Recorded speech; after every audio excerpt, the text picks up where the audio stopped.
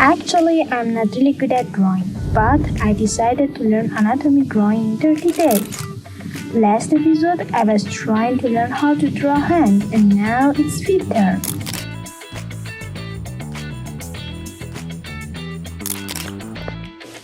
I searched the internet and found different videos on YouTube. You can find all videos linked in description. Okay, let's go!